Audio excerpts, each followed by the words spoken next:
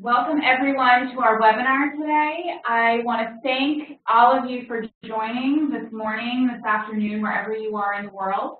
My name is Christina Bain, and I am the Director of the Initiative on Human Trafficking and Modern Slavery at Babson College here in Wellesley, Massachusetts, USA. And we're so thrilled to have you with us for this discussion today.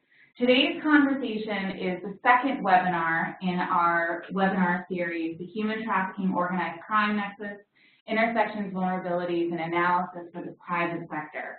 And I want to thank all of those who joined us for our first webinar in January. This particular webinar series, which is our fourth webinar series that we've done through the Respect Initiative, and we'll be talking a little bit more about that later in the program, is going to be focused on how human trafficking intersects with different forms of transnational organized crime and how that leaves the private sector vulnerable, and also the impact of these different intersecting crime issues on the private sector. Today's topic is a really, really interesting topic, and it's something that I think doesn't get as much coverage as it should. The topic today is illegal logging, environmental crime, and human trafficking. We're really excited to present it. We've got a great panel for you today to cover all the issues and intersections of this really, really serious form of transnational organized crime and how it intersects with human trafficking. So before that, I just want to go over some technical guidelines for our conversation today. So we are recording. We will be recording the entire webinar, which is going to go for 2 hours. We're going to be starting with presentations from each of our panelists, and then we're going to take questions from the audience. What I would like to do is encourage all of you from the very beginning of the session, from my talking to the next presentation, please start to submit your questions. If you have any questions for the panelists, please start to submit them in the text chat box, which you will see on the lower right-hand side of your screen. If for any reason you do not see that text chat box, you can email me at cbain, C as in cat, B-A-I-N @babson.edu if you have any challenges with that. After the webinar is completed today, we will have the recording available for you within the next few days, and it will be available on the Respect website, www.respect.international, and you're going to see that website on 2 slides at least that we're going to be having today. So I also want to thank my co-host with this. Respect is made up of Babson College, the Global Initiative Against Transnational Organized Crime, and also the International Organization for Migration, IOM, UN Migration Agency. And together we make up the Responsible and Ethical Private Sector Coalition Against Trafficking, and you're going to hear more about that from my colleague Livia Wagner from the Global Initiative later in the program. Additionally, I want to also thank the Terrorism, Transnational Crime, and Corruption Center, which is located at George Mason University here in the United States. Many of you are familiar with them. Dr. Louise Shelley, Casey Crenard, and their team at TRAC for the great work that they're doing on terrorism and transnational organized crime issues. We're thrilled to have them supporting us. And I also want to note that the TRAC Center is now part of a Center of Excellence, or it's called CINA, which is through the U.S. Department of Homeland Security. And that is a new title and a new center that's been brought to George Mason University. So the Terrorism, Transnational Crime, and Corruption Center is part of the CINA network now, and we want to congratulate George Mason for getting this wonderful opportunity and bringing more issues related to transnational organized crime because of it, and because of the generosity of the U.S. Department of Homeland Security. So with that, I now want to introduce my colleague Livia Wagner, who's going to be talking about the Respect Initiative and giving you an overview of what we're working on with this brand new initiative that we just launched in January. So Livia, the floor is yours. Hello everyone. Thank you very much, Christina, for this kind introduction. and I'm very happy to be able to give you a very brief overview of the RESPECT initiative. And as Christina mentioned already, the RESPECT initiative was founded by these three organizations that you can see here, and which are namely the Global Initiative that I'm representing here, then the UN Migration Agency, IOM, and Babson. So this RESPECT initiative, the Responsible and Ethical Private Sector Coalition Against Trafficking, was founded by these three organizations as we saw that there is a need to coordinate private sector strategies and efforts to tackle the risk of human trafficking and illicit goods produced in global supply chains. So what we are going to present here is just one of the products that are going to be provided by RESPECT as a whole. And one of them, which is already available on the RESPECT website, and I encourage you to visit this website, which is www.respect.international, is the online resource center. So there you will find all the information that is compiled developed from different entities like private sector organizations, civil society entities, but also public institutions developing all the kind of material. But also RESPECT is going to provide a peer exchange platform to show the knowledge, to share knowledge, good practices, but also existing strategies. The webinars which you are attending now is one of the fourth series of the webinar series that we have been conducting since 2015. And along with that, we are also developing industry-specific case studies and good practices from companies, how they are able to tackle this. We are here, you can see an overview of the resource center. So what you can do is you can just go through the different publications, news and analyses, the different forms of legislation and so on. So just have a look and you can find all the different material, but we also encourage you to send through some materials that you might be, that you want to see on this resource center. Okay, now I see that I'm just going back very quickly in my presentation. And here you can see the overview of the resource center. So, yeah, as I mentioned, this webinar is one of the webinar series since 2015. We are going to be producing 24 webinar speakers. That means 96 speakers from the different stakeholder groups such as private sector, law enforcement, civil society, governmental institutions, media, academia, and of course also having independent experts. And by that, I'm very happy to say that this current webinar series is looking at the combination of not only human trafficking, but also other forms of organized crimes, making the private sector even more vulnerable. And we're going to give an overview what can be potential responses and tangible measures to address this. Yeah, here you can see an overview of the next webinars upcoming in the next month.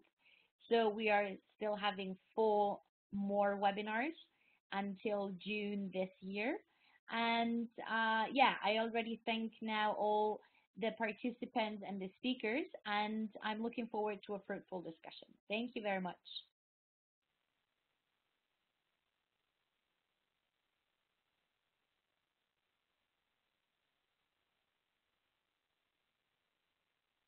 Christina, I may give back to you.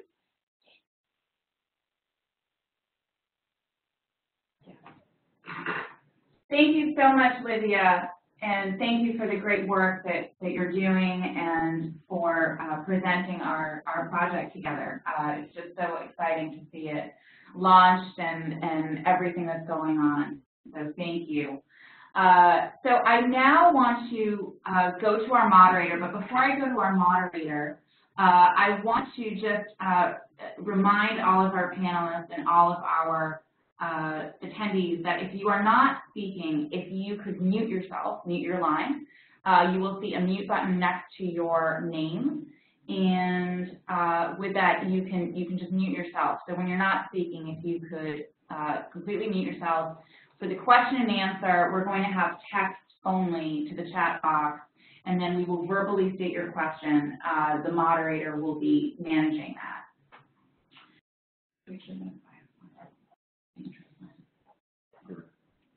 So I now want to introduce Nicholas, who is our moderator today. We're so excited to have him. He's actually broadcasting from the Amazon. So he's directly involved in these, in engaging and combating these issues where he is. So he's the founder director of AFI Consulting, BV. He is also the founder advisor of Fundación Ava Heza Amazonia. And he has founded both of these organizations, which are doing really, really tremendous work around transnational organized crime issues, and also looking at the financing of armed groups and informal and illegal economies and their impacts. And he's doing this because he would like to also further research on socioeconomic structures and local communities, as well as other forms of transnational organized crime and non-state armed groups. He's worked intensively across the globe covering these issues and looking at the interconnections between these different subjects.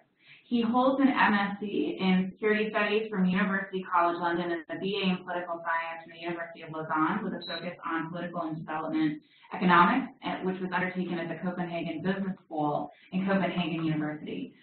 He works in English, French, and Spanish.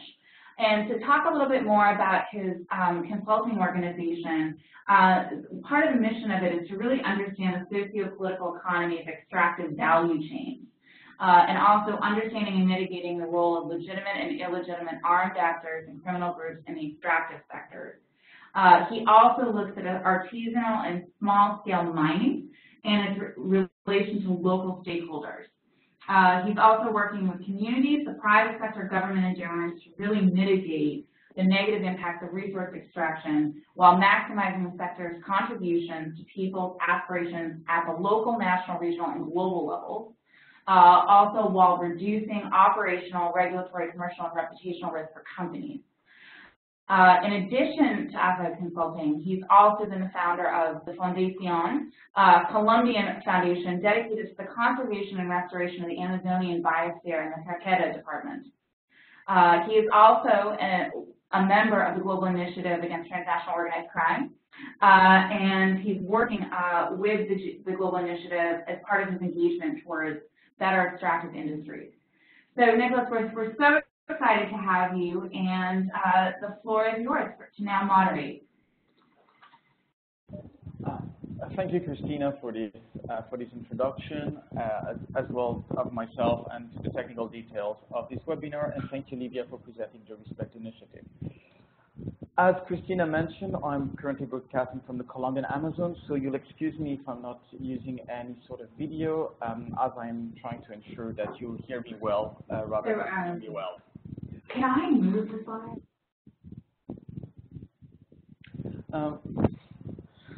Okay, so with this, I would like to briefly first introduce the timber sector to provide a framework of understanding for all of us, a springboard on which our different panelists can use to deepen on the different areas they will be presenting on. But just prior to doing this, I would like to remind you to please send your question using the chat box so we can choose them and pick up the ones that will further the most interesting discussion during our Q&A session after our panelist presentation. So without further ado, I think it would be great to first understand a little bit the uniqueness of the timber sector compared to other economic sectors. Timber, due to the fact that it's mostly harvested in forests, tends to happen outside, far away from population impact for monitoring, enforcement, and evaluation of the sector, as government capacities are often stretched in these areas, especially as most of this timber extraction happens in areas that are either extremely vast, such as the Amazon basin or the Russian Far East forest, or very fractured in the territory, as in the thousands of islands that compose Indonesia or Philippines, for example. As a result, government has often little capacity to actually go into ground there. On top of that, timber is what, at least not in an industrial stage, is a low entry cost sector. You do not need much investment technologically or economically to start harvesting timber. As long as you have some transportation access, generally provided by rivers, you can go on with virtually no investment if you desire to operate informally. Furthermore, culturally, timber harvesting on a commercial scale is just one step further for local populations that the use they've been doing of forests up to now for their own consumption of wood for construction and other purposes. It does not require a huge shift in mentalities, such as starting to drill for oil or mining. And as such, it's something you sort of naturally slip into when you need to generate an income. This has led to the fact that illegal logging now accounts for 50 to 90% of all forestry activities in areas that are key producers of timber at the international level, but are also key hotspots of biodiversity and key regions of provision of ecosystemic services, such as the Amazon basin, the Central African rainforest, the Southeastern Asian forest, or the Russian taiga. This trade is actually big enough that it's now estimated to amount to between 51 to 150 billion US dollars a year, closing into the narcotics business. And while estimates differ a little bit, they tend to converge on those numbers, which would represent somewhere between 10 to 30 to potentially a bit more than 30% of global wood trade. Interestingly, this international trade is relatively, between inverted brackets, well documented and understood. We know from which countries raw wood comes from and goes to. Things get a bit more messy at the transformation stage, but this area is pretty well understood. What is not understood, however, is where wood comes from within these countries. Remember, these countries are huge in their expenses, and wood should be extracted from a logging concession, much as minerals are extracted from a mining title. And due to the weak government capacity in these areas and their expensive nature, it is very difficult to ascertain that a log has been extracted indeed where it was deemed to be extracted from. Furthermore, the timber sector has some synergistic effects that are rarely seen in other places. For example, infrastructure development to other economic opportunities tend to foster timber trade by creating an axis of transport, and we see what we call a fishbone deforestation pattern, where a spine constituted by the new infrastructure then branches up in smaller tributaries that feed wood into this area. We also see synergistic effects with the expansion of the agricultural frontier, where land that has been first degraded by illegal timber exploitation is then in a last push transformed into agricultural land or cattle pastures. But on the other hand, we also see that land that is cleared for agricultural land or pastures has its wood sold on illegal markets. And now, while most of this presentation will focus on the negative impacts of the sector, I think it's pretty important that we highlight the positive impacts of the timber sector, because there is a reason this sector exists in the first place. First of all, timber is a necessary commodity in international value chains. Timber is in our houses, timber is on our furniture, timber is an everyday object in packaging. Think about paper or cardboard. But it is also a source of energy for a lot of people, be it biomass in developed economies or charcoal in lesser developed economies where millions depend on it to cook their meal every day. Timber also tends to generate income in remote areas where communities that are both living in the periphery and often in the margins have virtually no other way of making the same amount of money or any money of their region due to infrastructure constraints, save for some other activities that are even more impactful and illegal, such as illegal mining or narcotics cultivation. Timber can also offer incentive for the conservation of forests when well managed, but more than that, it can also offer incentive for soil restoration, in particular in the case of silvopastoral systems or timber plantation that take over degraded pastoral or agricultural land. And finally, it is an important source of revenue for both national and subnational governments that are often dependent on it to implement their agendas. However, this being said, we cannot discard the negative impacts of the timber sector. There are quite a few, and we can cluster them in a few different ones on which each panelist will focus later on. First, we have the impacts associated with human rights violations that include the support to armed groups, armed forces operating outside of their mandate, organized crime, and terrorist outfits. By saying this, I'm sure most of you think about the famous blood timber from the Central African Republic as a case in point, or to the financing of armed groups that took place throughout Southeast Asia, at least to an extent through timber. But not only that, its operation to quite an extent. Then comes the issue of assassination, violence, and threat thereof against indigenous communities and environmental or human rights activists. Global Witness estimated last year that on average 4 of these activists were killed each week, and that is often related to issues of forest conservation and land rights, and thus often with timber. Forced resettlement and relocation is also an ongoing issue, with population either moved from their ancestral homes because of the presence of illegal loggers that are often violent, or from populations moved out to make place from an industrial scale timber plantation. We have seen those issues happening in the Amazon, with indigenous populations being forced to move, or in some parts of Asia, such as Cambodia, with villages evicted to an extent. We also have the big issue and the big focus here of the known case of forced labor, particularly in Brazil and Peru for precious timbers, but also in the Russian Far East, where North Korean labor is toiling in condition of virtual slavery in the Russian forest, harvesting not precious timber, but cheaper timber that is used in plywood and other cheap material for cheaper furniture. Another cluster of impacts of the sector is the environmental impact, mostly through deforestation, with impacts both biodiversity and climate change, as deforestation is considered to account for an estimated 17% of global carbon emissions, which is more than all forms of existing transport in the face of the earth. It is also a sector rife with fraud, as all this illegally invested timber does not pay its taxes.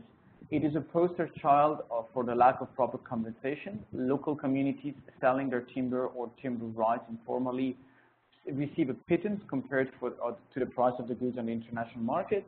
And it's also an attractive vehicle for profitable money laundering, or money laundering generally, as was established already back in 2012 by a very well-documented Interpol report. What it should be noted in regards to this negative impact is that illegal timber is reliant on an ecosystem of corruption and weak governance. You cannot smuggle a log of timber, or more likely 20 or 100 logs of timber, as easily as you could a few gemstones or a kilo or 2 of gold. Therefore, this industry, this illegal industry, requires the buy-in of either local authorities, or perhaps more appropriately, representatives of local authorities that are either corrupt or co-opted into the schemes. And in the end, the impacts of the sector are big enough from an environmental crime perspective that Interpol has a dedicated law enforcement assistance for forest project, or also called LEAF, which website I encourage you to visit, as it is pretty informative. But while the prior issues had most to do with public sector governance, these companies have a hard time tracing their timber to its extraction point, especially if such a thing has to be done at a cost. To bridge this gap, a number of certification schemes have been implemented. Those will be discussed further down into this by our panelists. But also national legislation in key producing countries has been enacted, and it defines how, when, and in which way wood should be harvested, transported, and processed. There are also relevant extraterritorial legislation in consumer markets In the EU, for example, the French due diligence law or the UK Anti-Slavery Act apply to certain aspects of this. In other countries, such as the US, the Lanty Act broadly refers to the respect of national legislation with timber. However, as will be highlighted by our panelists, timber laundering is a phenomenon that is rife and shows no signs of abatement. Therefore, this might not be enough. And this creates risk for companies that are operational, reputational, commercial, financial, and regulatory in nature, with companies mostly wary of regulatory risk due to the fines they would incur, as well as to the legal liabilities. So what can companies do against this? The answer is understanding your supply chain. Through supply chain mapping and proactive due diligence, companies should know where the timber comes from and through whom it comes from. In certain cases, this could extend to closed pipe supply chains that might make sense for companies. And while technological solutions such as remote monitoring via satellite imagery at the moment, or the famed blockchain offer interesting leads, at the moment we still have the issue that we have not bridged the gap between reality and the virtuality. Blockchain is an amazing concept and will no doubt help against falsification, but it is in the end meaningless if we cannot ensure that the data that is entered at the very grassroots level into the ledgers is the actual correct data and is not any kind of fraud.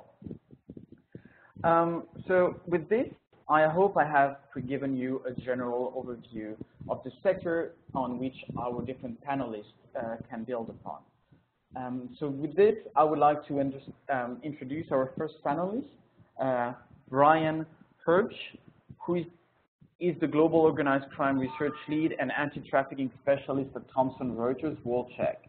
Prior to joining WorldCheck, Brian was an enhanced due diligence case manager for Integra Screen and worked in the Financial Crimes Enforcement Network Illicit Financial Methodologies Unit. He holds an MA in Global Security Studies from Johns Hopkins University. And just before I pass the conversation to Brian, please send a question through the chat box. Thank you very much for your attention, and Brian, up to you.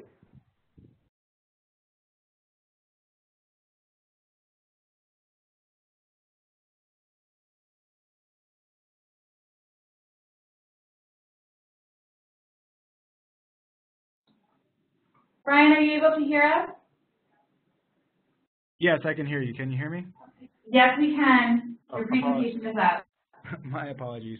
Thank you, Nicholas. I would like to thank Babson for having me on this panel and for the opportunity to speak on such an important and overlooked issue. I think it's suffice to say that all opinions are my own and do not reflect Thomson Reuters. That being said, I would like to discuss a bit about what we do at Thomson Reuters WorldCheck and just give a little bit of a background on how we cover this topic and these important issues. We are a global research team, and we cover many types of transnational crime. We cover these crimes in 70 languages, including very critical languages such as Arabic, Spanish, Mandarin, Cantonese, Korean, Farsi, and more. As I just said, we cover a very broad spectrum of risk, but just to give you an idea, that includes risk related to politically exposed persons, sanctioned individuals and entities, pretty much all manner of transnational crime, including narcotics trafficking, human trafficking, wildlife trafficking. It extends to even antiquities trafficking and more broadly speaking, terrorism and financial crime. I would also be remiss if I did not mention the really great work that our foundation does, the Thomson Reuters Foundation, on the subject of modern slavery. The foundation helps by providing free legal assistance to NGOs and also by providing free coverage, news coverage of really important underreported stories and issues like illegal logging, like illegal mining, and of course, modern slavery. The foundation is principally made up by thought leaders, business executives, philanthropists, artists, and impact investors. A little more on our work on modern slavery, wildlife trafficking, and environmental crime. Within our group, this is a really strategic coverage area for us. And what we really try to do on a daily basis is identify and map organized criminal networks wherever possible, and to identify convergence between these illicit activities to help to help inform ongoing work on criminal typologies. We also strive to engage with key stakeholders and to form strategic partnerships whether they be public-private partnerships or partnerships with NGOs or groups that are working on the same subject and trying to combat the same issues.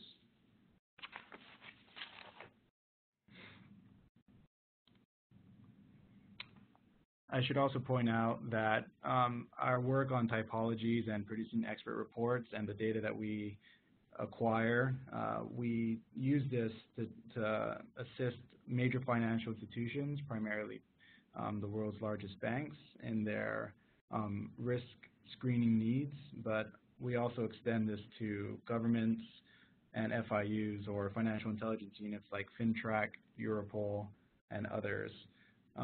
We have also recently provided expert input and opinion to the United Nations on the subject of modern slavery. So what is illegal logging? What is illegal timber? Well, Nicholas just provided a fantastic breakdown of what it entails, and I'll try my best not to rehash what Nicholas has already covered.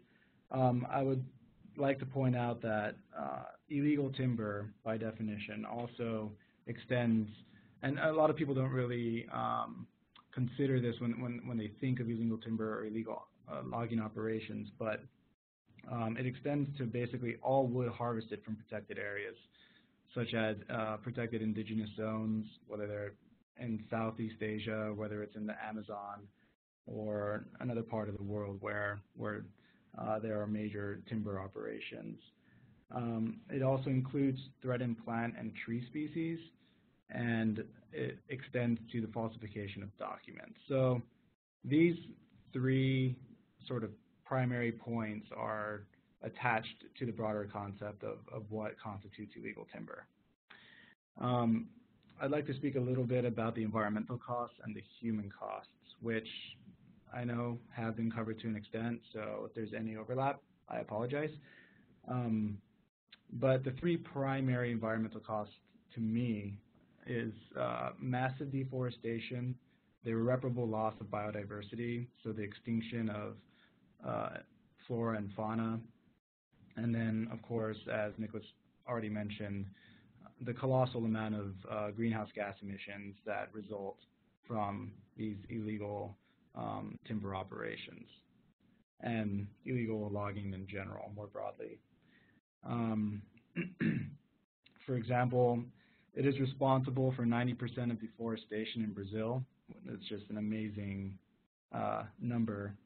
It is over 50% of all tropical timber produced and exported and traded globally is from illegal logging. And because of this, only 10% of primary forest cover remains, which is a pretty sad statistic. Now, as for the human costs of illegal timber and the convergence of illegal timber with organized criminal groups, the costs are very great, as you probably well know after the introduction to this program. But I'd like to just point out a few more points. It really increases and fuels corruption to the point to where already weak governance standards and already weak state systems are further sort of deteriorated by the problem of illegal logging and illegal timber.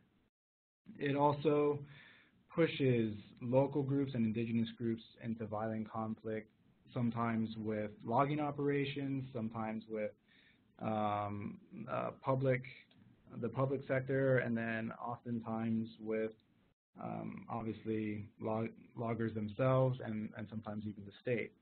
So the set of actors involved in this space in terms of the human cost is very great. It spans from loggers to, I mean, sometimes all the way to governors and chief ministers, and it's really everything in between. So it's very expansive.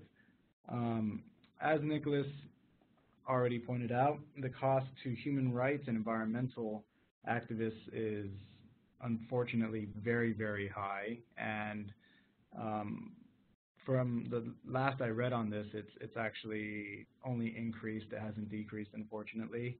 And as that fantastic report from Global Witness points out, sometimes you have up to three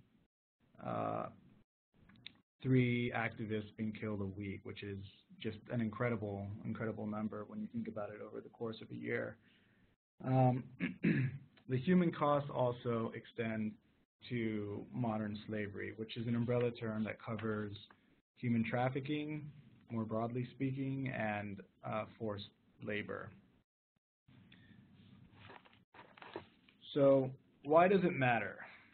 Why should we care about illegal timber, or why should companies care about illegal timber? Why should law enforcement care about illegal timber and countries care about it? There are three reasons in my mind. The first one is because it is the most lucrative environmental crime for organized criminal groups. The reason being, like most environmental crime, is because it is low cost and high reward, especially in comparison to narcotics trafficking. The second reason is private companies should really care about this issue because it poses really great regulatory risk to them, whether they realize it or not. One good example is there were several Southeast Asian timber companies several years ago that were blacklisted from and then divested from Norway's sovereign wealth fund for the reasons listed for grave environmental damage, irreparable environmental damage, and human rights abuses. So you can see how these sort of actions could really, really hurt a company if they're not careful and if they're not really abiding by rules and regulations and trying to be responsible stewards of the land that they're working. The third cost we've already covered, really, and that's the environmental cost. And really, I would just point out that at this point, when you hear 10% of primary forest coverage remaining, and you see the statistics on the amount of forest lost in places like Southeast Asia, the Amazon, Central Africa, these are colossal numbers. These are colossal statistics that just paint a really grave picture. And so really the third point for why this matters so much is because it's really a race against time, right? We're continuing unabated, and it's really a race to see if we can implement enough controls and regulations and change behavior enough to where we can put a stop to this, to stop the human costs and the environmental costs that we have already discussed.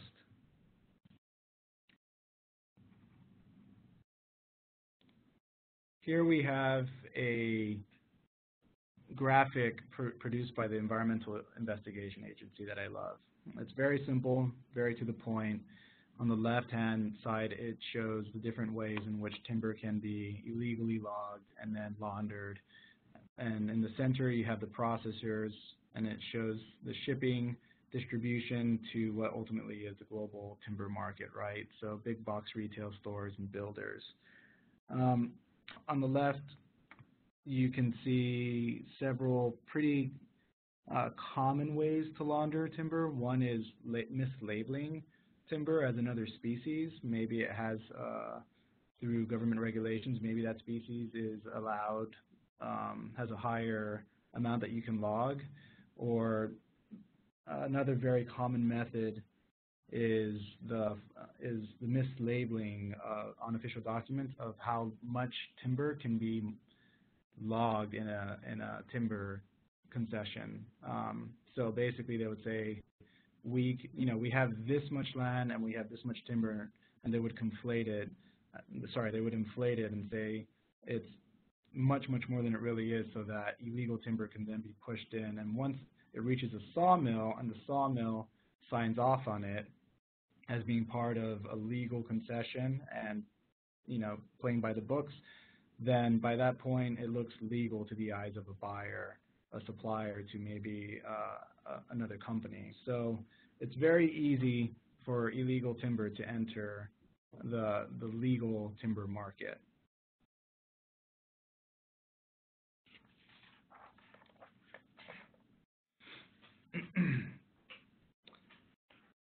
So I'd like to speak for one moment on illegal timber and private sector risk. Some of this was already covered. I'd like to just remark upon it because I think it's very important to understand why the private sector really should pay more attention to the issue of illegal timber. The first thing, or the first issue that a company should keep in mind is third-party risk. This is very important for specifically the timber industry, because as the last slide shows, it's incredibly easy to get illegally logged wood into the supply chain. And once it's there, it's very difficult due to the falsification of documents and due to corruption and several other issues to then prove that this was, to identify risk in that supply chain, to say, okay, well, this person, maybe because the concession was right next to a reservation or, protected indigenous zone, there's heightened risk there. It's third-party risk in this industry is very difficult. It's a huge challenge, and it's essential really for any company or individual that's working in the space to take seriously. The next risk that we really sort of focus on is reputational risk. Reputational risk is basically the risk that any company faces or any individual faces as damage to its reputation by its own actions, by the actions of its employees, or tangentially by the actions of people further down in a business relationship, as possibly a supplier or another business partner. This, I would say this extends to the financial sector. So even financial institutions and banks that are providing loans to operations, they have exposure to reputational risk, whether they know it or not. So reputational risk is another issue that's very important and needs to be taken into consideration by the private sector and by corporations operating within this space. The cost of compliance is essentially what happens if you run afoul of the first two. If there's risk found or identified in your supply chain, if one of your third parties is identified in media adversely as somebody who did X, Y, Z, and it's basically painting a really bad picture for you that you are affiliated with this person or this group, then the cost would be, it could be shareholder value, losing shareholder value. It could mean the loss of that business relationship. It could mean enhanced regulatory costs. It's really, and a lot of reputational risk lasts a very long time. I'm sure every person on this call can think of immediately several companies that have really damaged their reputations from negligence, particularly environmental negligence, right, in their operations. And so the costs are very great. And this leads me to the next segment, which is red flags. Our red flags in the timber industry, luckily enough, in my opinion, they're pretty prominent. And there are many, so I'm only going to list really one of them. the main one being location, right? And location would cover things like, where is this individual coming from? Is he or she, or is this company based in a processing country that has very high risk or is known to have very high risk of timber laundering? Does the country suffer from poor governance standards, from high corruption? Are these concessions near protected or not protected areas or national parks? The location aspect of when trying to identify risk and red flags is one of the easier red flags to identify. Moving on to relevant legislation, there exists a lot of relevant legislation and regulations to combat this. It's more a matter of enforcement.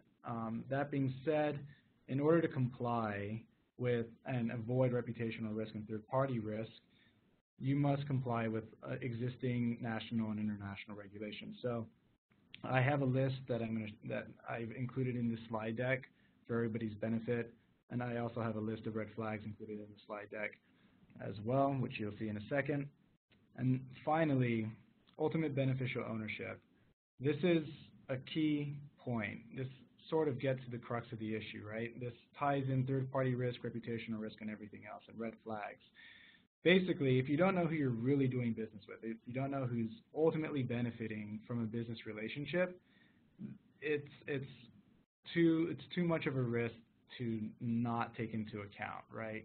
One of the case studies I did on the subject of illegal timber and illegal logging in Borneo focused on this because there was a very, very prominent PEP, politically exposed person, who was the ultimate beneficial owner of many timber companies, many companies in general, and he used a vast network of shell companies and nominees to basically obfuscate the fact that he was benefiting from this massive illegal timber operation. And without having been able to identify this individual, there would be no accountability, there'd be no transparency, there'd be no repercussions for this individual, and they'd be able to continue unabated their illicit activity, basically, their ability to just go in and continue to illegally log, to pay people off, to bribe people, to increase corruption,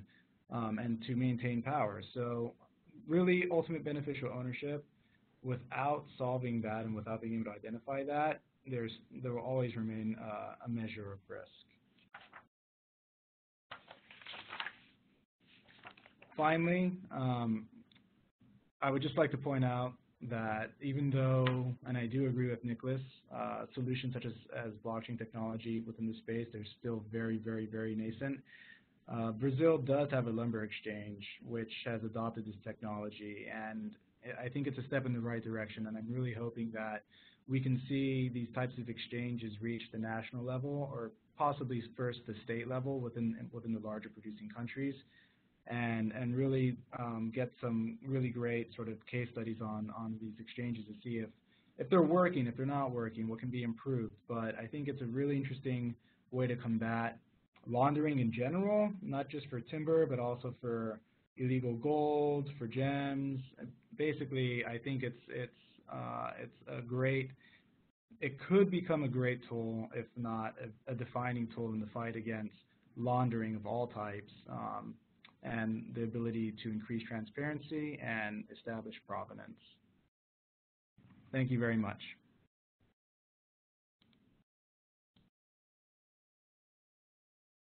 Thank you very much, Brian, for this very interesting and complete overview, and thank you for sending us as well the regulation tab. Now, again, I would like to remind you to send your questions prior to moving to our next presenter, who is Chris McLaren. Chris McLaren led the Forest Stewardship Council U.S. marketing and business development efforts, having helped corporations make the most of sales and marketing opportunity and challenges for more than 20 years. Prior to joining FSC, or the Forest Stewardship Council, Chris led the U.S. marketing and sales team at AMIA, a leading global loyalty marketing solution provider. and worked as well with Wunderman, a WPP agency providing strategic services to Best Buy and Coca-Cola, as well as at Gage, serving Fortune 500 clients, including Microsoft, Walmart, Dell, and 3M. He has also worked at Target, providing marketing strategy and management consulting services, and he holds a bachelor's degree in English and graphic design from the University of Wisconsin-Madison and an MBA from the University of Minnesota Carlson School of Management. Chris, up to you.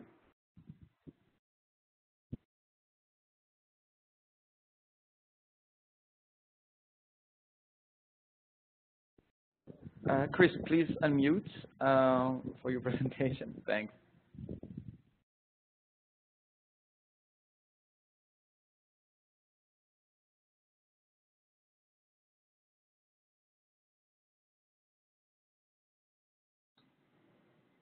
Chris, are you able to hear us? Maybe he didn't set up his microphone. Chris, are Can you you able to hear hear us? me? Yes, we Can can you hear hear you now. Okay, sorry about that. The microphone was working earlier, but obviously it wasn't working when I started to talk. Well, you have the call. You're all set. Okay, thank you very much. Well, I wanted to start off by thanking Babson College for creating this forum and for being asked to present.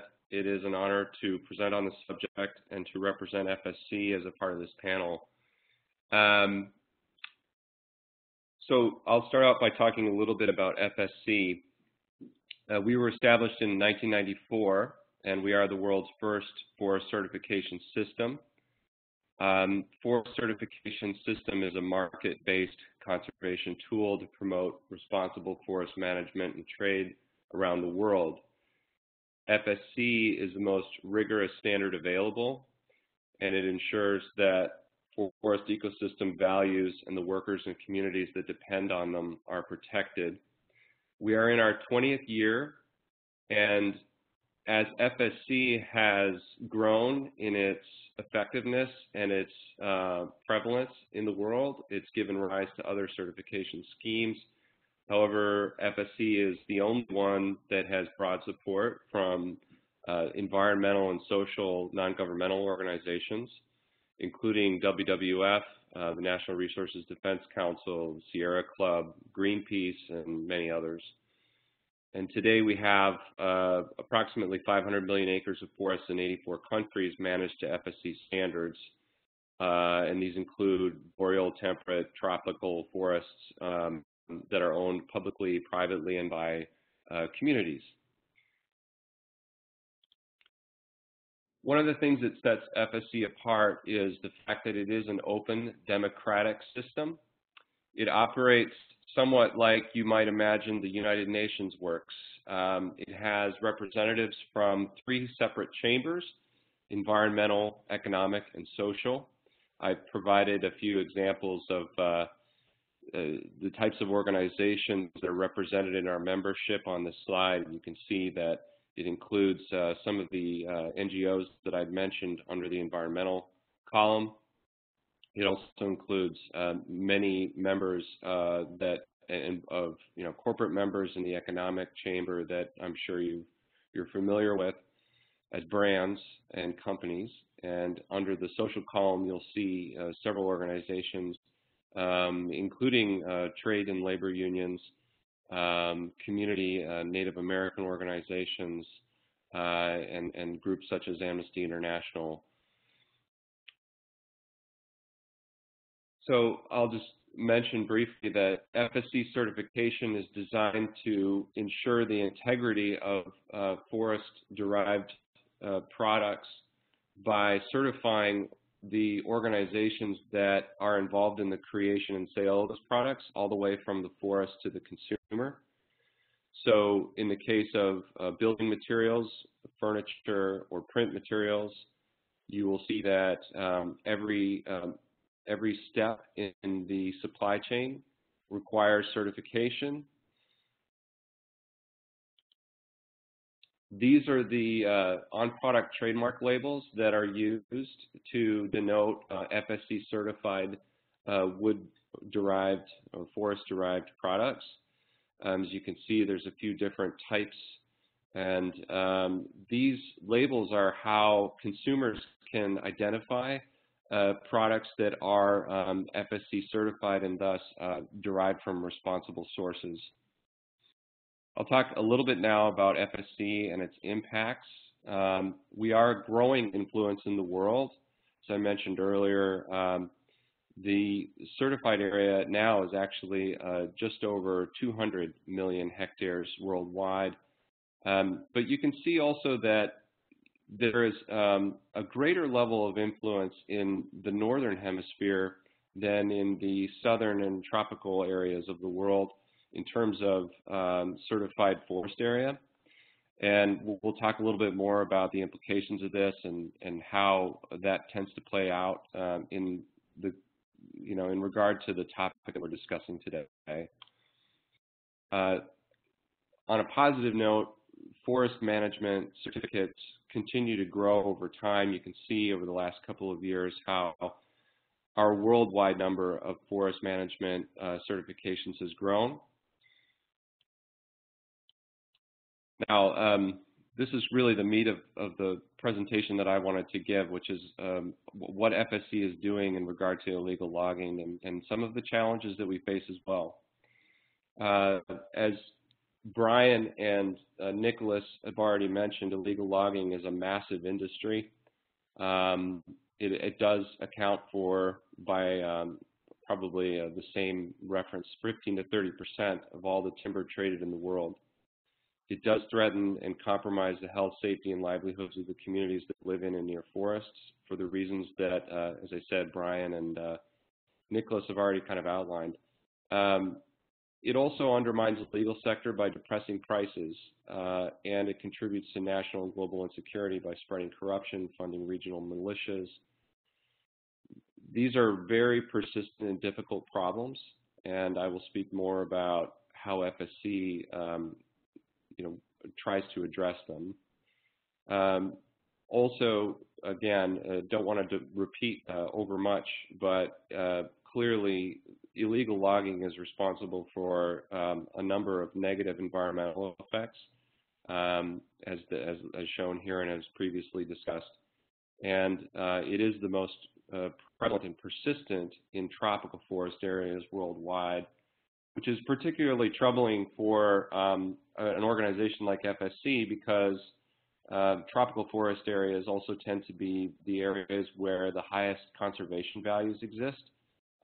Tropical forests are more important to addressing the problem of climate change than temperate forests.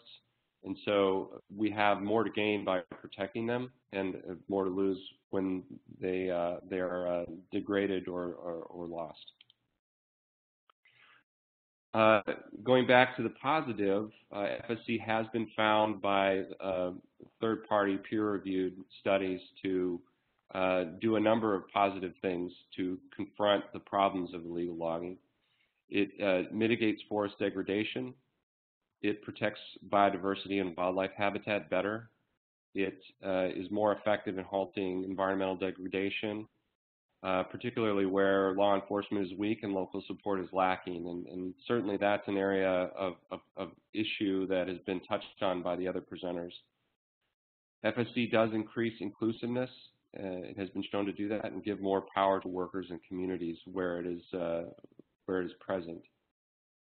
It does result also in better working and living conditions than conventional logging concessions, improved relationships between companies and communities, and improved national monitoring and legal compliance, as well as positive effects on regulations beyond certified, the operations that are FSC certified. So in countries and regions where FSC certified concessions exist, we have seen that the presence of those concessions leads to better monitoring, better compliance, and has a positive influence on the laws and regulations that exist in that country over time. Now I'll talk a little bit about our challenges. Corruption can be so pervasive, particularly in the countries where the highest conservation value of forest areas exist, that it is difficult for us to credibly retain FSC certification for the industry players in these areas, particularly when government is involved in the corruption. And as I mentioned earlier, FSC is dedicated to expanding its presence in the tropics, where it's needed to most stop deforestation and biodiversity loss. But as I said earlier, these problems associated with corruption and the absence of enforcement make it very difficult. Similarly, FSC can positively influence the legal context of a region, but we're sometimes limited in the concessions boundaries. In other words, if an FSC certified boundary concession exists in a difficult or troubled area, its influence can be limited to just that area and not have an effect on the surrounding areas, which is difficult and sort of a challenge for us in that FSC, while is continuing to be a growing force in the world, is still a relative minority as a player in terms of overall activity, and particularly in the tropics. So we need to figure out ways of extending our influence beyond the concessions that we have, while also continuing to try to grow those concessions.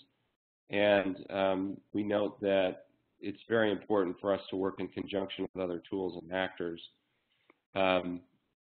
The Interpol study on illegal wildlife trade and illegal logging notes, among its other 12 recommendations, that we need to strengthen awareness on the part of consumers of this problem and use certification schemes such as FSC so that consumers can recognize legal and illegal products. And that is a big reason why I'm on this call today, not only because of my role at FSC, but also my desire to be part of this call. We absolutely have to do as much as humanly possible to grow consumer recognition of this problem and to make it clear to consumers how they can recognize legal versus illegal products if we want to stop this problem. FSC also will continue to have its struggles in finding solutions to retain standards in countries that have specific anti-environment or anti-human rights laws. So in some countries, for example, in Africa or South America or Asia, we run into challenges like this where our own standard cannot be adopted in a country because the standards requirements run in direct conflict with the laws of these countries. And there remains a market-wide obstacle in our ability to have a consistent, credible, and foolproof verification method to identify what is legal and sustainable material versus material that isn't. And this is an area where FSC is continuing to work to explore technological solutions and other types of innovations to make our system better in this regard. On the plus side, FSC has a lot going for it as a force for positive change because it's already proven to address some of these problems when it is present around the world. And as an open system, we are uniquely positioned to address challenges as they come up. So FSC is an open organization. When problems surface, wherever they are in the world, we're in a position to respond to them with integrity, and our stakeholders require us to do so. So that allows us to not only respond, but also to evolve to make our system more effective in confronting these problems. So that is kind of what FSC is about and up to in regard to dealing with these problems. From there, I will turn it back to the host.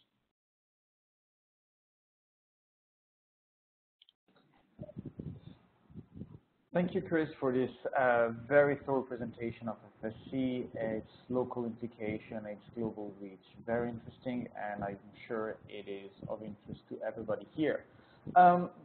Now, just before I introduce Channing May and her work, I would like once again, and probably for the last time, remind all our audience and attendees to submit their questions via the chat box for the Q&A session that will follow Channing's presentation. Channing is a policy analyst at the Global Financial Integrity, focusing on the financial aspects of transnational crime. Her March 2017 report, Transnational Crime and Developing World, explores 11 different criminal markets, their value, dynamics, impacts on developing countries, and recent developments. She has an MA in International Affairs from American University Schools of International Service, where she pursued coursework on transnational organized crime and terrorism. Prior to joining GFI, Channing worked in banking and has taught English as a second language in South Korea and Morocco. Channing has a graduate certificate in French translation from American University and received a Bachelor of Arts from the University of Wisconsin. She is a certified anti-money laundering specialist, CIMS. Channing, up to you, please. Looking forward to your presentation.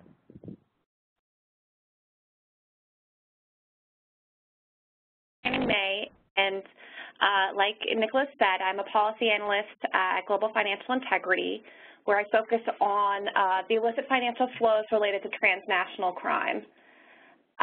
Just kind of a brief outline of what I'll be discussing today. I'm going to start by providing some information about GFI and our work on illicit financial flows. I'll then go over the similarities and differences between illegal logging and human trafficking.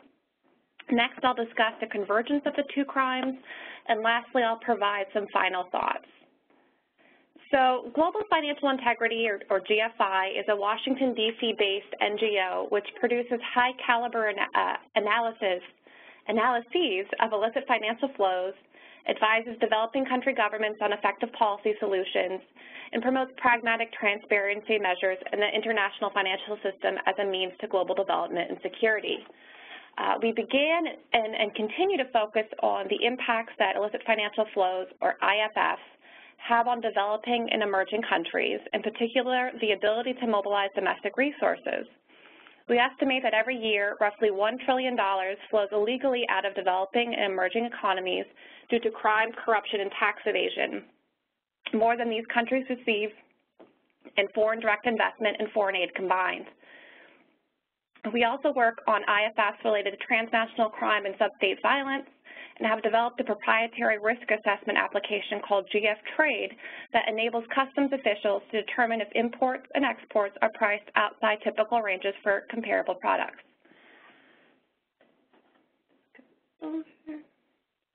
So what are illicit financial flows? GFI defines IFFs as the movement of money that is illegally earned, used, or transferred. A good example of money that is illegally earned are the profits from a crime, such as illegal logging or human trafficking. For example, a human trafficker sends proceeds back to their home country via money transfer service. Money that is illegally used does not necessarily begin as dirty money. For example, this could be clean money, such as a donation that is used for terrorist financing purposes, an individual sending an online donation to ISIS. Finally, money that is illegally transferred can be clean or dirty. For example, it could involve the manipulation of a trade misinvoice to evade customs duties, value-added taxes, or VAT or income taxes. Last March, GFI published the report Transnational Crime in the Developing World, where I discussed the value, dynamics, impacts, and recent developments in 11 different transnational organized crimes. As you can see from this infographic, the IFFs are significant. From these 11 crimes, an estimated value of $1.6 to $2 trillion is generated annually. Human trafficking and illegal logging are two of the most lucrative sectors, each generating as much as $150 billion each year. However, global values aren't the only things that these two crimes have in common. They actually have quite a few similarities. First and foremost, illegal logging and human trafficking, like all transnational organized crime, are businesses. And just like legitimate businesses, the overwhelming majority of transnational organized crime is profit motivated. With all businesses, there is an attempt to improve profit margins. Seemingly legitimate businesses will typically engage in illegal logging and labor exploitation to circumvent or mitigate the costs associated with operating legally. Things like paying minimum wages, acquiring work permits or visas, acquiring logging permits or concessions, or paying taxes. Sex trafficking, though, has no legal side in the majority of countries, and therefore there isn't the choice of whether or not to operate legally. Connected to these attempts to circumvent or mitigate is the frequent use of fraudulent documentation, which is common in many sectors where there are legal and illegal sides to the trade. Things like arms trafficking, illegal mining, illegal fishing, and the trafficking of cultural property. It is typically only a piece of paper that separates the two sides, and it can often be easily bought or forged. Illegal logging and human trafficking also rely on isolation. Those who use sexual and or labor exploitation often isolate their victims in order to control them and prevent them from seeking help. Logging typically takes place in remote locations where it can be difficult for officials to monitor or understand the scale of logging operations and whether or not they are being conducted legally. The fraudulent documentation and the isolated nature of these crimes, as well as the intertwining of legal and illegal trades, can therefore make them hard to detect. For human trafficking, victims may not realize they are being exploited, may be hesitant to come forward due to immigration status, or are prevented from seeking help, among other reasons. It can be hard to detect a crime when the quote-unquote bad guy doesn't appear so bad. The United Nations Office on Drugs and Crime reports that quote-unquote legitimate businesses are actually responsible for the majority of illegal logging. With the crimes being hard to detect, it reduces the risk for those engaging in these crimes. In addition, illegal logging has long been considered an issue of conservation and has not been treated as a serious organized crime. Likewise, the rates of prosecution for human trafficking, let alone convictions, are quite low. Illegal logging has clear negative externalities, some of which that Brian and Chris and Nicholas have mentioned on the environment, such as deforestation, land degradation, and increased exposure of wildlife. But there are also serious negative impacts on the economy and security for both crimes. Illegal logging and human trafficking both divest countries of valuable resources, the natural resource of timber and human resources. Additionally, the use of forced labor or debt bondage by quote-unquote legitimate businesses distorts the market, giving them an unfair advantage. With low or no payroll expenses, these businesses have lower input and production costs, allowing them to charge lower prices and thus undercut the competition. Likewise, these businesses are unlikely to pay taxes, just as logging companies which falsely underdeclare the value and or volume of timber will underpay tariffs, taxes, etc. The impact on security is often overlooked as well. Illegal logging provides revenues to violent groups such as militias and terrorist organizations. It is estimated the illegal and unregulated charcoal trade generates $111 to $289 million in active and passive income each year for militia and terrorist groups in African countries with ongoing conflicts. Louise Shelley has noted that terrorist groups have also used human trafficking to increase the number of fighters, to repress and weaken their enemies, and for financial gain. However, there are, among others, two major differences between the sectors, those being commodity type and profit accrual.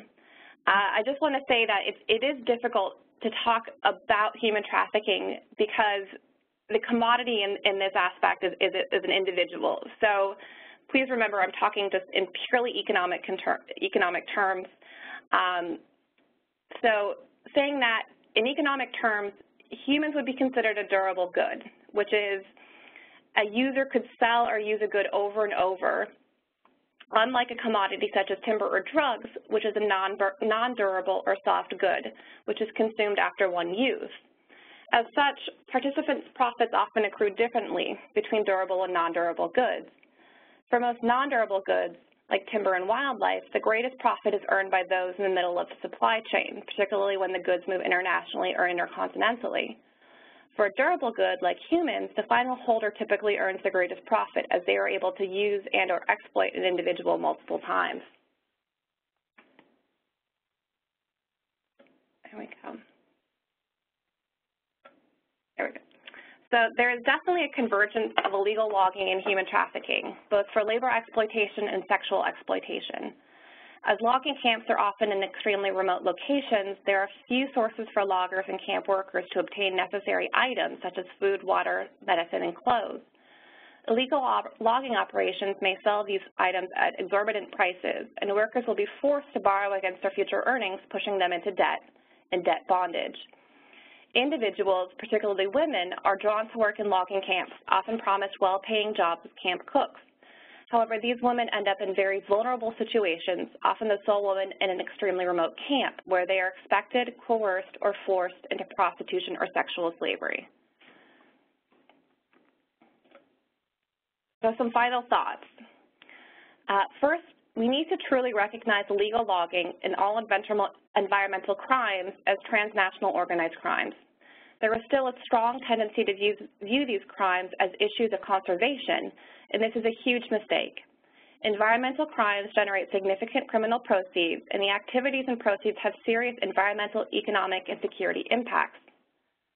What can we do to combat transnational organized crime? There's no way for me to detail all the solutions available, but there are a few that stand out as important in my opinion. First, we need to separate all transnational organized crime from any kind of good versus evil mindset. As I've detailed, the majority of those who participate in transnational organized crime are rational economic actors who are engaged in profit-motivated businesses. It is to our detriment to continue to think of them as just bad guys. Connected to this is the focus of our response.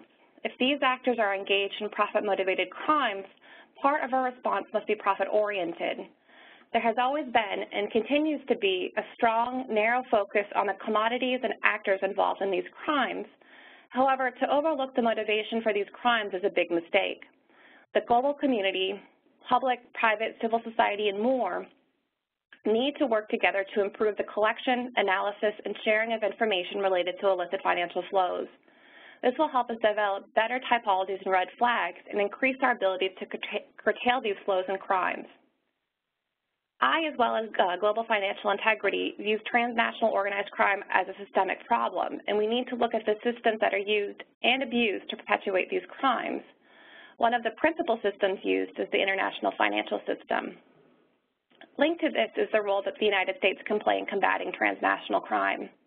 What is often overlooked is the power of the U.S. financial system and the ability to have access to it.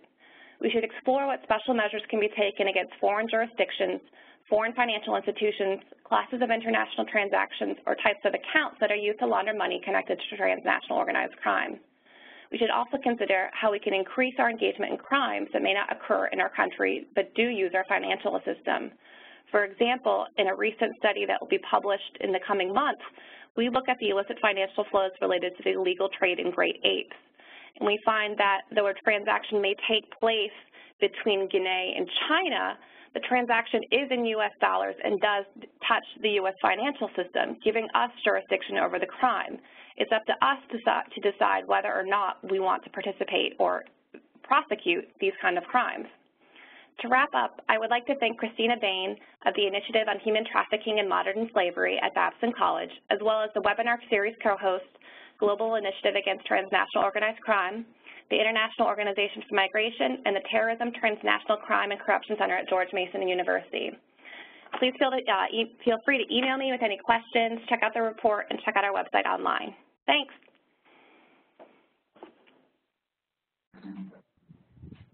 Thank you, Channing, for this very complete presentation. With this, instead of asking you once again to send your questions, I would like to start the discussion on the question we have received. However, if a question pops on your mind right now, dear attendees, please do not hesitate to send it our way. We might be able to include it in the list of questions we have. The first question we have is the following. Do you have a heat map of the most prominent countries where illegal logging occurs? And do you see many links to UK companies, which I imagine to an extent will overlap with issues of forced labor in the same. I would imagine this question would be mostly targeted to both Brian and Channing. Who of you would be most interested in responding to this first? I have a quick response to that question. Except for Nicholas, could you just repeat the very last part of it? Yeah, the very last part was, do you see many links to UK companies, which I would then add to by mentioning an overlap with areas with extensive forced labor, considering the UK has an anti-slavery act that imposes legal requirements on companies to ensure that what they are sourcing is not tainted by forced labor or slavery issues. Okay, so I don't want to speak to any one single country. I would say that very broadly speaking and based off of anecdotal evidence, right? We have seen European companies operating with either companies in high-risk jurisdictions or directly with other companies, suppliers, right, that have already been damaged by reputational risk. As far as a heat map goes, that's a very interesting question, and at least on our side, at Thomson Reuters, we do use our data to produce heat maps. Not only, well, we haven't produced one yet for this, although it's something that's on the table, and we will definitely go forward with that in mind. However, we have produced heat maps with our data to look at issues such as instances of human trafficking, instances of wildlife trafficking, financial crime, various flows of illicit goods and activities, and I would suggest, I believe there's a report that is public that has some of these heat maps available. If the poser of the question would like, they could reach out to me and I will try and I'll see if I can provide that to them. This is Channing. I don't have a heat map per se, but notably Southeast Asia, the Amazon Basin, and Central Africa are the major hotspots for this. As been mentioned, globally the average of illegal logging is 10 to 30%, but in these areas it can jump up to 50 to 90% of the logging being done illegally. So that's something to keep in mind. Thank you, Channing. Indeed, I remember seeing statistics about Colombia where we estimate that 75% of our wood production is actually illegal.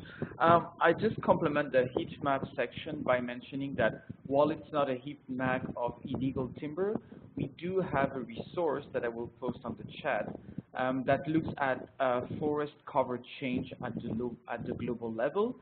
It is the Global Forestry Watch, and it is an interactive map you can access through this link I just sent to all participants. So maybe this will help you. You can also overlay it with other economic activities within the same web resource.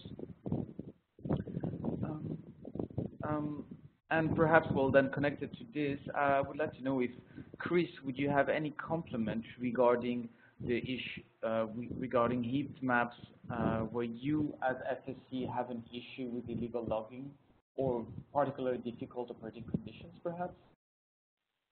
Yeah, thanks, Nicholas.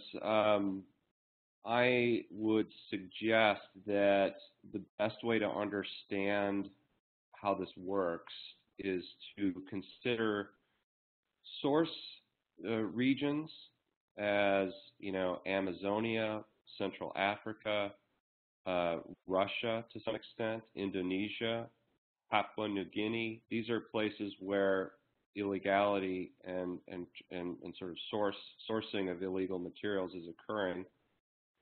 And generally speaking, these materials are making their way to the world's most large and advanced economies: North America, Western Europe, Japan, Australia, and to some extent China and Japan.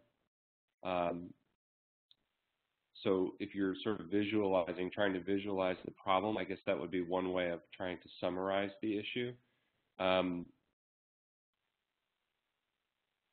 The challenge that any organization has, whether it is a certification system like FSC, or a non-governmental organization, or a government, is how do we identify these illegal activities in these places and seek to mitigate them in environments a lot of times where there is a lack of governmental control, and as others have, everyone on this call has already discussed, there's quite a bit of corruption and opacity in the system. Thanks for this remark, Chris. Well, I think this leads us then straight to this next question, which is very much dedicated to Brian. Our attendee says that the Thomson Reuters illegal logging typology would be quite useful to have. Could you direct this attendee to a resource where that person could download or see this typology? Sure. I would say to contact me directly, if possible, to discuss that further. I would also like to specify that this is sort of an organic process. So for each risk area that I mentioned at the beginning of my presentation, as we move forward year after year collecting information and data, we update our sort of typologies as the understanding of these transnational organized sort of criminal activities become clearer. So depending on the type of crime in question or the illicit activity in question, I would say that the robustness of the typology would depend on it would be case specific on what exactly we're looking at. That being said, once again, please feel free to reach out to me directly, and I will see what I can do from my end to help provide something of that nature.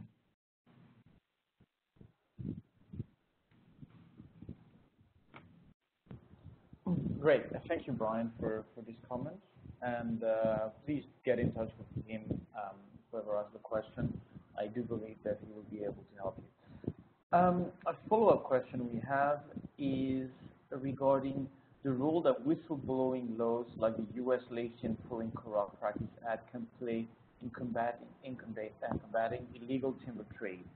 I think this question is directed to the three of you, and it would be quite interesting to have your different thoughts on the matter. Well, perhaps if we could start with Channing, perhaps. So I definitely think it's a valuable resource. I'm a bit more familiar with the financial kind of what I mentioned in terms of what we can do with our financial sector or system to combat crimes that happen outside. But this is just, it gives us an ability to act somewhere else in a place, and it's just about, I think a lot of it is about getting other people and countries, other citizens to be aware of the ability to report these kind of crimes that do involve U.S. businesses or U.S. citizens.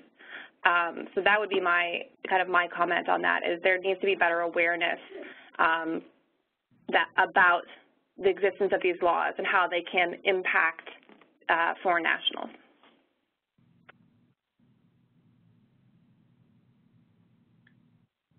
Yeah, this is Chris McLaren from FSC. I'll just mention that the presence of the Lacey Act is certainly necessary but not sufficient in preventing illegal logging and its trade. What we see is challenges associated with enforcement. It's difficult right now to detect illegal shipments of timber, for example, and until we have better systems in place to do that, it will be difficult for us to improve our performance in preventing the transport of the detection and of illegally transported timber. That having been said,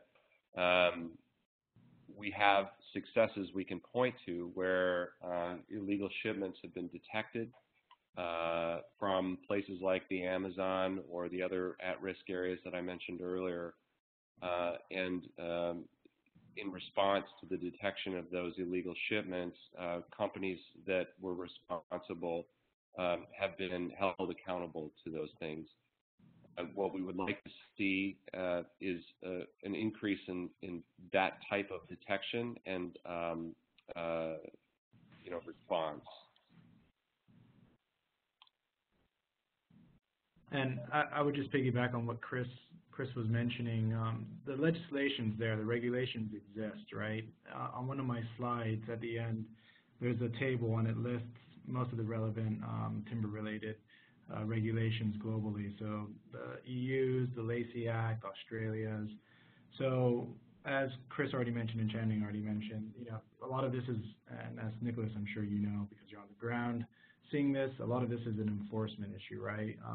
And there's just so many different ways along this chain of interactions where something could possibly go wrong or introduce risk or so, somebody could be paid off, for example, and falsify some paperwork where it just makes this incredibly difficult. Really, when you do research on specific transnational crime like illegal mining, which I'm sure Nicholas is, very, very familiar with, it becomes, when you realize how easy it is to launder some of these commodities, gold especially easy to launder, and timber, possibly even easier to launder, right, than gold. I think it takes less capital for sure. You would basically get a pretty clear understanding of the challenge posed, right? Not just to the private sector, but also to law enforcement, to intelligence groups, to financial intelligence units, that are trying to sort of follow the money and determine what is illicit activity and what isn't illicit activity. It's incredibly complicated. It's a global issue, and it's driven on sort of disparate ends, right? Because you have states and you have private institutions, and you also have non-governmental groups that are all trying to find solutions to this problem.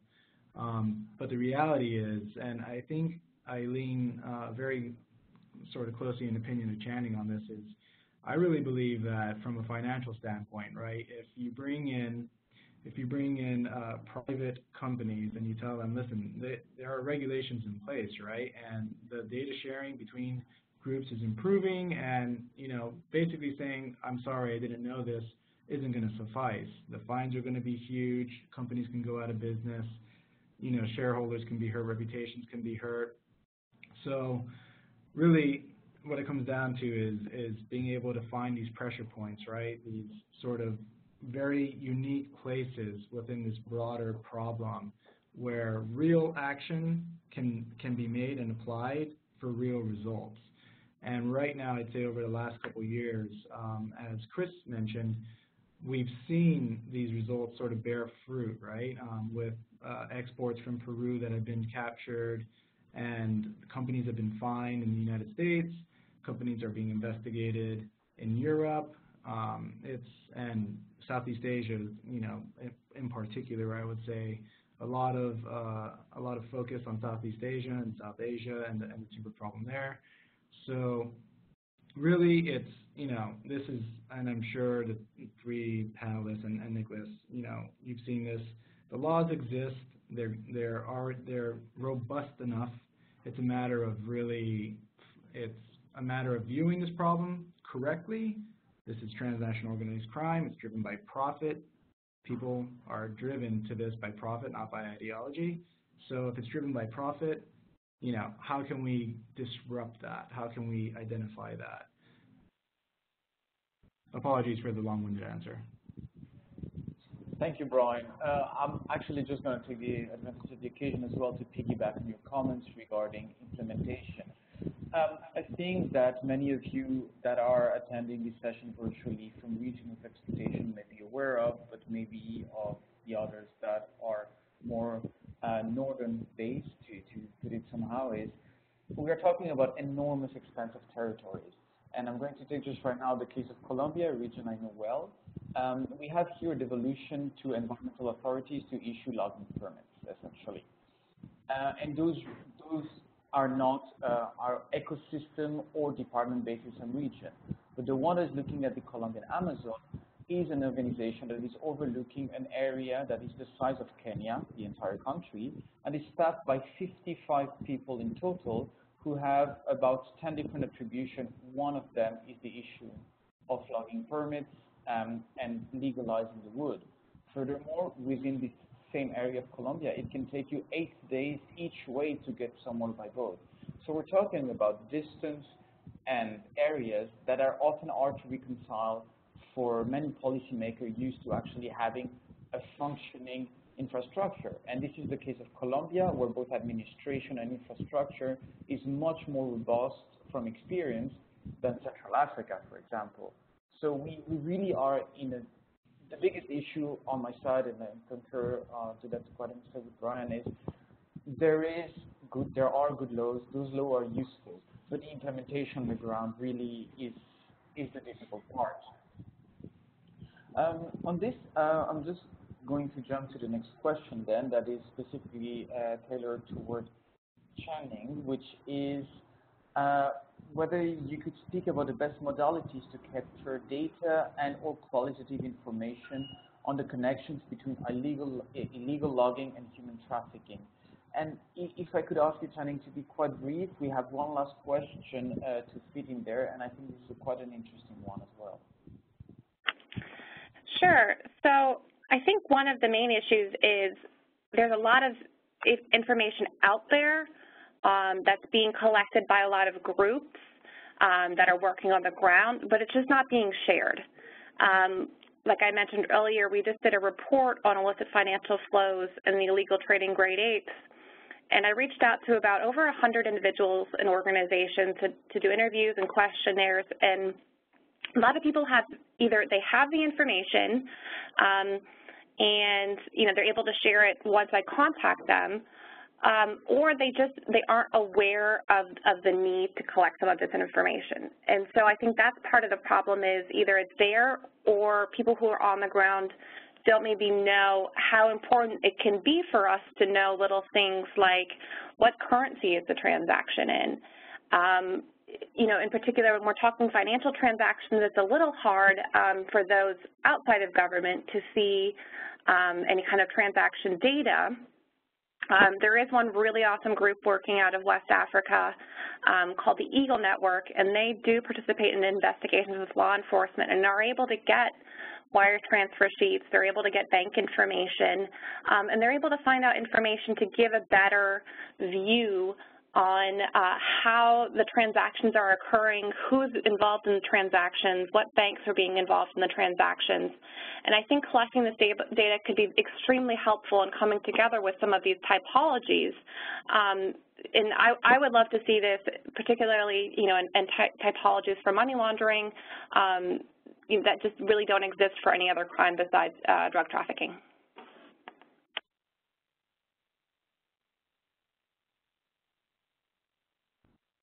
Channing, I hope this does reply to the question. We have one last question that we can answer here, I hope. It's whether anyone can speak regarding the timber smuggling market in Afghanistan and recent reports indicating ISIS or Daesh role in this industry.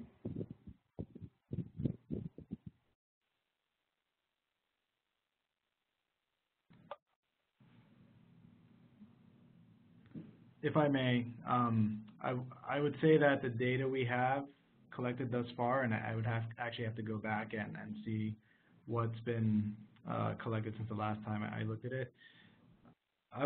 From what I've read, I haven't seen much on, and you have to keep in mind that One thing that I'd like to make note of very, very quickly is in certain jurisdictions, the media obviously can have a very strong political bias or slant, right? And establishing the veracity of the information can be difficult in these jurisdictions. That having been said, Afghanistan, we have seen timber operations, right, for funding of what armed criminal groups like the Taliban.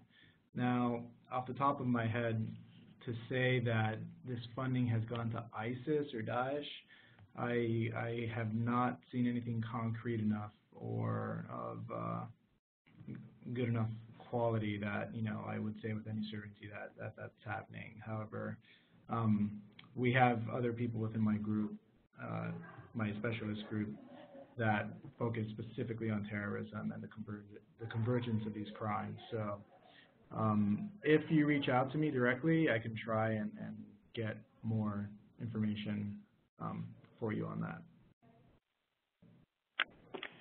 This is Channing. You know, I agree with Brian that it can be very difficult to tell who is participating in the crimes, particularly there, and how they know if local criminals are actively doing this for or on behalf of ISIS or Daesh. So, you know, it's a bit difficult. It still sounds a little anecdotal at this stage. I wouldn't be surprised. ISIS has been excellent at getting financing, and particularly from land they control. This is a little bit outside that, but you know, they're able to figure out ways to get financing. Timber is just another means. It's just a business.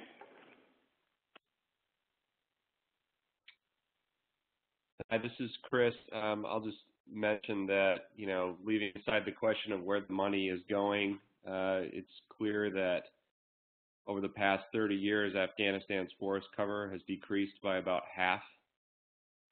And this is thematically in line with conversations we've had over the last hour about the fact that countries that suffer from a lack of law and order tend to be more susceptible to illegal logging and all of its ill effects.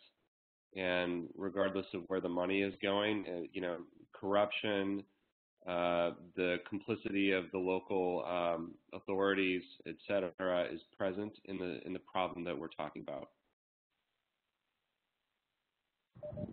Great, thanks for the clarification to our three panelists. Just jumping back on this, piggybacking once again, and on the previous comment from Channing. For those interested in this, in addition to contacting Brian, you might be interested in looking directly with local groups, local research groups that tend to be quite aware of those facts and perhaps have some information that is not available. I personally have been recommended the Afghan Analysts Network a number of times for problematics looking to the Afghan extractive sector. So perhaps this could be an additional source of information for you. On these last words, mine last words pretty much, I would like to ask our panelists in their order of presentation for their concluding remarks, if you may, please. Really, in concluding, I would just like to sort of, once again, piggyback and sort of backtrack a bit. And like I would point out that wherever it makes sense to do so and it's profit-driven, it will do so across different types of illicit activity. Wherever ideology gets in the way of that, you might not see it happen. So this is sort of still an answer to the last question regarding Afghanistan. That being said, I would just like to reiterate that following financial flows and really, as Channing mentioned prior, stepping back from this and viewing it from a financial aspect and a financial point of view rather than a conservationist point of view, I think great headway can be made in terms of how we solve this problem and how we sort of empower and strengthen the organizations and states and the stakeholders that are trying to solve this issue, like yours, Nicholas. Thank you.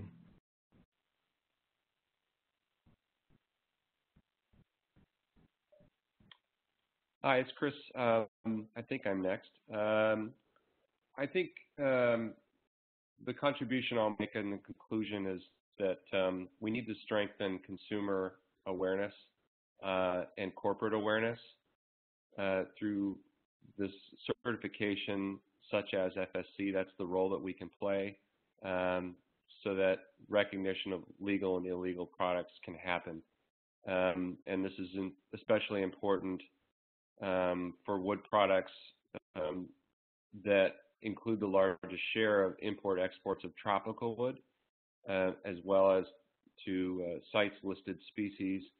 And to this end, my expectation, this is me speaking personally, my hope is that FSC, in combination with voluntary market and legislative approaches, will enhance our effectiveness and drive better collaboration between government, civil society, and the private sector in addressing the problem. I think everyone on the call who's participating, I want to thank you for being part of this, and also encourage you to visit fsc.org to learn more about our organization. And also, I'll just say that, kind of on a positive concluding note, the conversations that I have with major corporations that FSC US is particularly involved with are very hopeful and positive. I mean, these are organizations that are earnestly trying to pivot entirely to a more responsible sourcing approach, and working with organizations like FSC to make that happen. There are a variety of sort of evolutionary, their place on the evolutionary scale is varied from one company to the next, but I see a very, very positive trend in that these corporations are very earnestly working hard to understand where risks exist in their supply chain and mitigate them. And so there is, I think, at least from my perspective, a considerable amount of hope that we're going to continue to improve our ability to address the problem. So you probably can tell by now, for me, it's pretty much all about the money.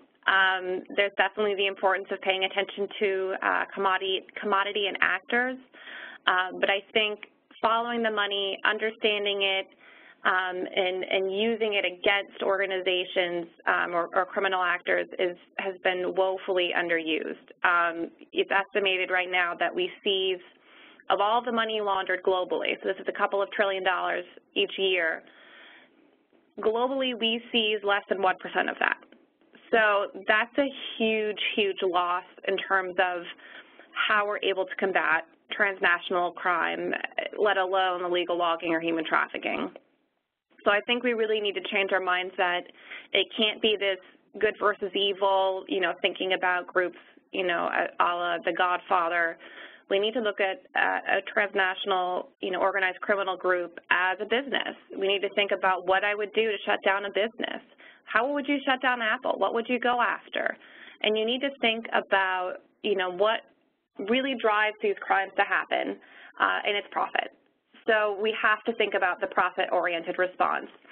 Part of that is using the U.S. financial system as well as other countries, using their financial system for us instead of allowing it to be used against us. Right now, our anti-money laundering systems are very much geared towards detecting dirty money versus preventing the money from coming into our system in the first place. So that's somewhere to start as well. Another vein, I think it's really, really important to talk about partnerships. There's always been a lot of talk about public-private partnerships. I think we're really overlooking the role that the NGO and civil society can play in this. I think private NGO partnerships, having NGOs that are on the ground provide information to organizations like Thomson Reuters World Check. They're on the ground, they know who's involved, they're following the arrests and the cases, and they can provide really valuable information that can then be used by financial institutions, by governments out there to improve combating transnational crime. Same thing goes for public NGO partnerships. There's so much to be learned by the groups that are on the ground and that are really in the thick of things. So we really need to improve the ability for those organizations, just the ability and their awareness of those organizations to collect the information, to share it, and for all of us to analyze it and use it for our best use. Great. Thank you to our three panelists for the concluding remark. I will just perhaps put my quick grain of salt. As all of them, I do agree. Following the money is important. Understanding local incentive structure is important.